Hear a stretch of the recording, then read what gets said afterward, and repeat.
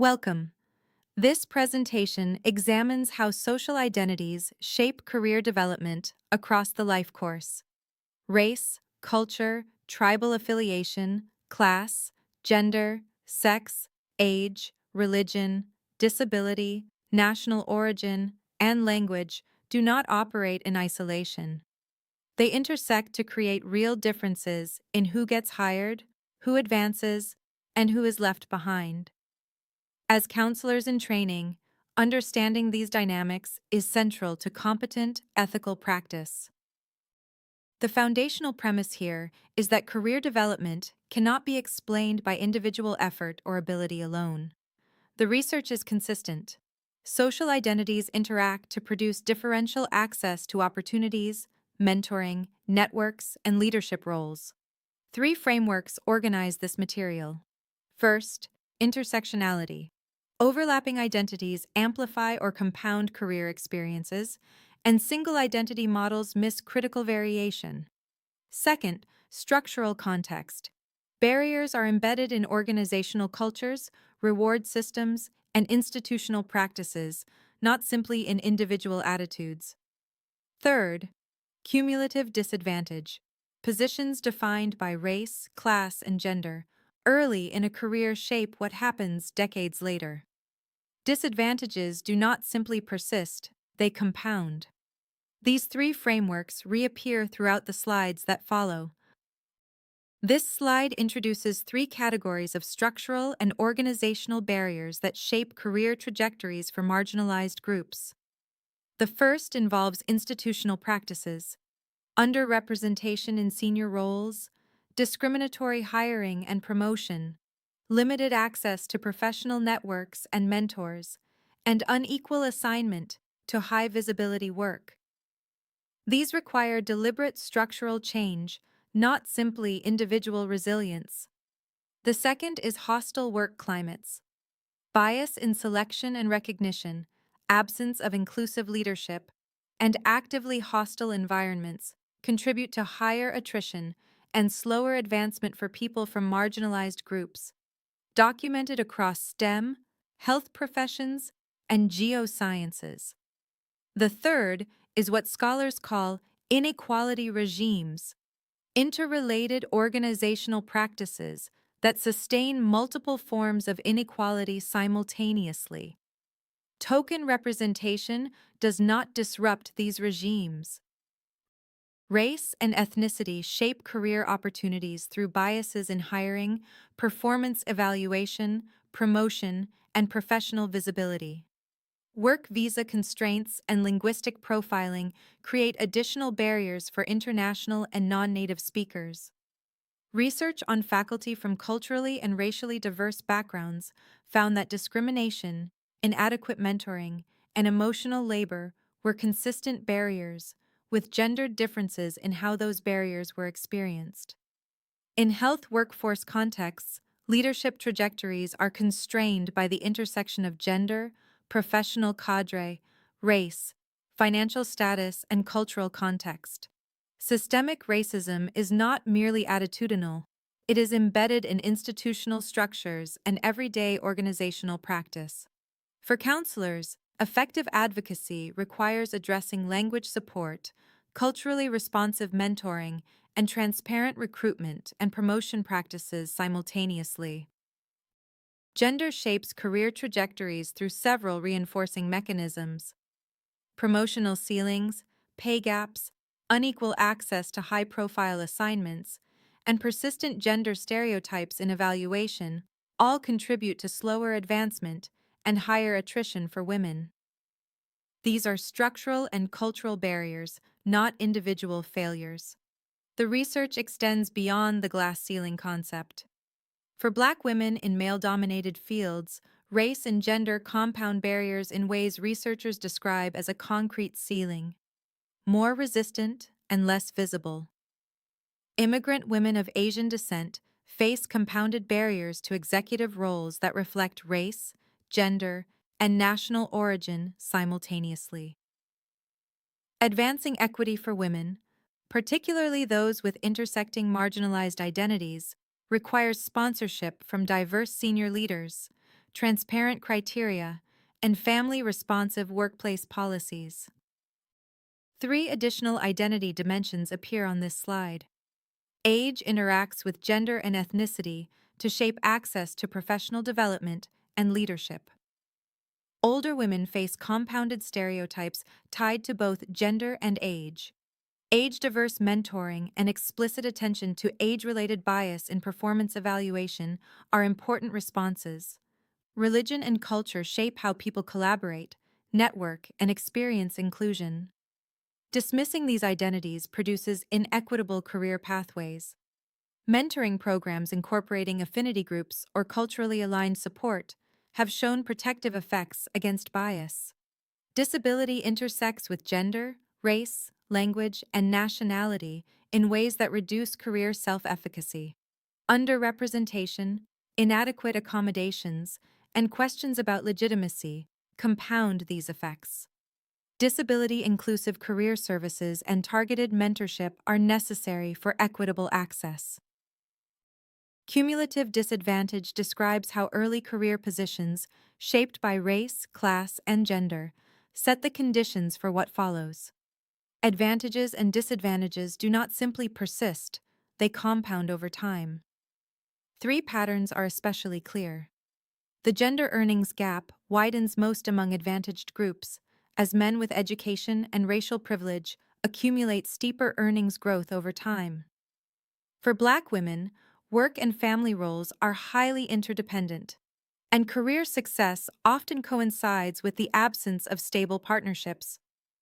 Among workers over 50, Black and Latinx people, women, and those with less formal education spend disproportionate time in working poverty, particularly during economic downturns. This is not a late career problem. It reflects decades of accumulated constraint. Disability does not operate separately from other social identities. Women and racial minorities with disabilities who have lower educational attainment face the highest poverty rates and lowest incomes. Disabled youth from ethnic minority communities encounter compounded barriers driven by discrimination and unequal access to resources. An important finding from the research is that when employment programs are deliberately and intensively structured, they can produce similar job outcomes across race, ethnicity, gender, and disability type. Deliberate structural design can mitigate the inequities that informal systems sustain. Two additional patterns. Women with disabilities navigate pay gaps, underrepresentation, and fears of disclosure simultaneously. And sexual and gender minority people with disabilities balance identity disclosure, psychosocial resources, and work-life demands throughout their career development. Mentoring and sponsorship consistently appear in the literature as the most actionable levers for improving career outcomes for people from marginalized groups. Access to these resources is not distributed equally. Social capital differences are a key mechanism through which some workers' advantages compound over time. Three categories of intervention have evidence behind them. Affinity-aligned mentoring with culturally responsive design has shown protective effects against bias and improved retention for Black, Asian, and minority ethnic staff, and for women of color. Structured sponsorship by diverse senior leaders builds pipelines into management and leadership roles. Deliberate access to high-visibility projects must be built into organizational systems. Leaving this to informal networks reproduces existing advantage. Culture shapes how people understand work, success, and life roles from childhood through retirement. Family of origin, gender norms, collectivist or individualist values, and experiences of discrimination all influence what career counseling feels relevant and trustworthy. A recent meta-analysis of online career counseling found stronger effects in collectivist cultures, indicating that cultural orientation moderates the effectiveness of interventions. Culturally responsive vocational rehabilitation counseling has been linked to higher odds of employment and higher earnings among linguistically diverse adults with disabilities. Three implications follow. How career problems are defined is itself a cultural question. Collectivist compatible goals and family dialogue improve outcomes for diverse clients. And ignoring structural discrimination limits counseling relevance for clients from racial and ethnic minority communities. Social Cognitive Career Theory, or SCCT, explains how social identities alter career self-efficacy, outcome expectations, and perceived barriers. Overlapping identities produce outcomes that no single category model predicts. Three research areas illustrate this. Racially diverse students with disabilities report stronger ethnic identity, but also more perceived career barriers and a greater need for culturally responsive support. Research self-efficacy and science identity predict STEM career intentions across racial and gender groups, but underrepresented groups, particularly women, report lower self-efficacy in biomedical fields. For Black women students, gender norms and racial identity jointly shape learning experiences in ways neither identity alone explains. SCCT gives counselors a useful framework for understanding and addressing these interactions in practice. The evidence reviewed in this presentation converges on a clear conclusion. Addressing career disparities requires simultaneous action at policy, organizational, and individual levels. Immediate practices such as structured mentoring and transparent criteria matter, but they are insufficient without longer-term institutional culture change. Broad, non-targeted approaches have consistent limitations in the research. Effective strategies are intersectional, accounting for how multiple identities interact, and multi-level, addressing barriers at multiple points in the system. For counselors in training, this means the work does not end at the door of the counseling office. Advocacy, consultation, and systems-level engagement are professional responsibilities. Your clients need counselors who understand both the personal and structural dimensions of career development.